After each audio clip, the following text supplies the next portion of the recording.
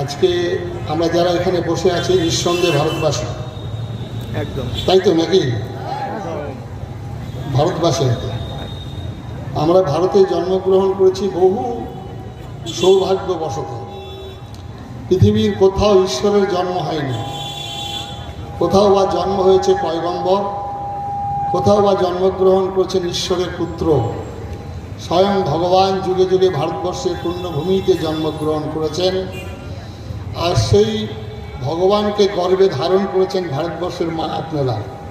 তাই আপনাদের উদ্দেশ্যে প্রণাম।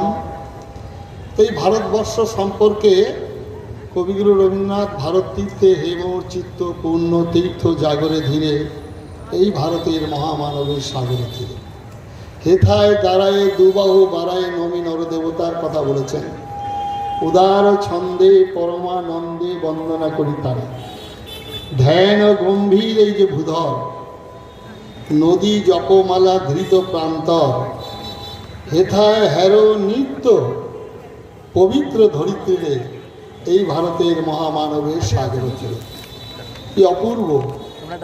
এই ভারতবর্ষ সম্পর্কে কবিরা বন্দনা গান গেয়েছেন। ভারত আমার, মানব যেথায় মিলিল নেত্র, মহিমার তুমি জন্মভূমা, এশিয়ার তুমি তীর্থক্ষেত্র। প্রথম প্রভাত উদয় তব গগনে, প্রথম সাম্রব তপ তপ বনে।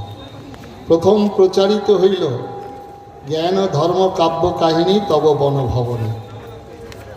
কবিরা যে বন্দনা গান গাইছেন, কবিরা যে ভারতবর্ষের মহিমা সম্পর্কে বর্ণনা করছেন, একবার ধ্যান নেত্রে তার দর্শন করতে হবে। যেদিন শুনিল জলদে হইতে উঠিল ভারতবর্ষ, সে কি বিশ্বে কলরব, সে কি মা হর্ষ, জয় জননী ভারতবর্ষ। এই ভারতবর্ষে ভগবান জন্মগ্রহণ করার জন্য দেবতারা প্রার্থনা করতেন। গায়ন্তী দেবা গীতকিল কাহানি ধন্যাৎ ভারত ভূমি। এই ভারতবর্ষ সম্পর্কে বহু বর্ণনা করেছেন কবিরা।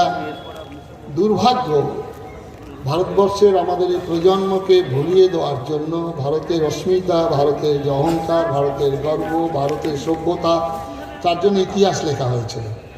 তার জন্য 3 ম আমদানি হয়েছিল। 3 ম মানে পশ্চিমবঙ্গের 3 ম মেয়ের কাছে একজন মতো পরলোকগত হয়ে গেছেন, এখন 2 ম চলছে আর কি।